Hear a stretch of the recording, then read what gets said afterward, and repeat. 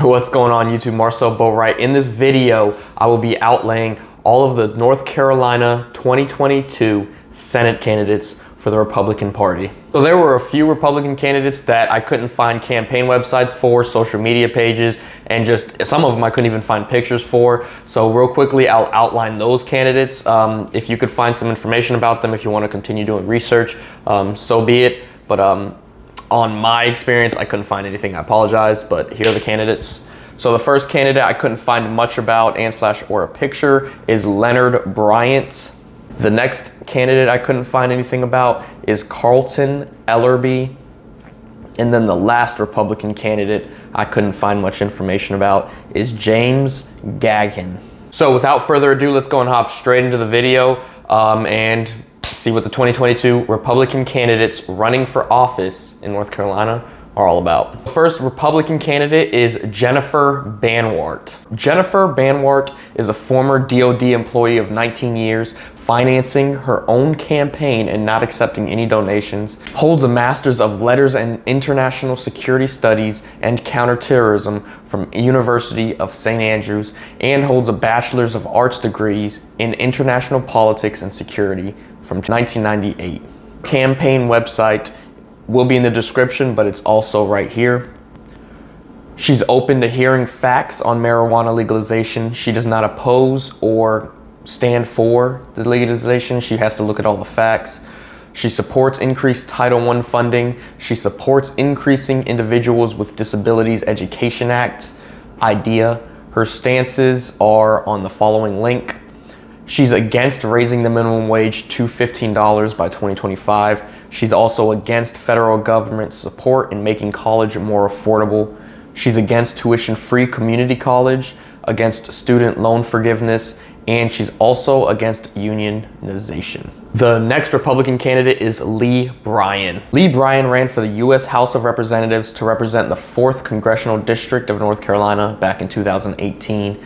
She supports term limits for Congress, and there was no campaign website that I could find. I only found the secondhand information about her, so I apologize for that. Next Republican candidate is Ted Budd. Ted Budd served as a board member of North Carolina for Home Education / Small Business Owners. He opened a gun store / training facility and range, and is a trained NRA range safety officer. He holds a Master's in Business Administration from Wake Forest University and is a recognized Mentor of the Year. He also holds a Master's from Dallas Theological Seminary. Ted Budd supports allowing Americans to sue big tech who censor political speech.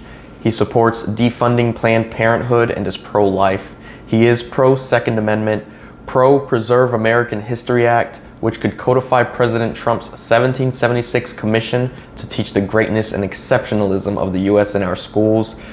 He's pro-increased funding to finish the Mexican border wall, and he wrote No Tolerance for Rioters Act, which would increase federal penalties for rioting. Next Republican candidate is Drew Belleza. So Drew Belleza's campaign website is the following. He is a small business owner in the sale of steel buildings from carports all the way to warehouses. He is pro-Second Amendment, pro-life, and wants to defund Planned Parenthood. He is pro-voter ID laws and pro-term limits. The next Republican candidate is Marjorie K Eastman. Mrs. Eastman is a U.S. Army veteran who served 2 combat tours in Iraq and Afghanistan. She is an award-winning author of The Frontline Generation, How We Served Post 9/11, and is an entrepreneur. She holds a Bachelor's in Political Science from the University of California and a Master's in International Security from the University of Denver, as well as a Master's in Business Administration from the Owen Graduate School of Management in Vanderbilt. She is pro-immigration, and she stands for doing it the right way. She is pro-Second Amendment, pro-voter ID laws, and pro-life. She also stands for term limits for Congress. The next Republican candidate is Benjamin Griffiths. I couldn't find a campaign website for him. However, I did find a Facebook page, and that'll be in the description. He stands for voter integrity, and he is pro-Second Amendment. The Facebook page did not have an issues tab, so I apologize on finding more information about him.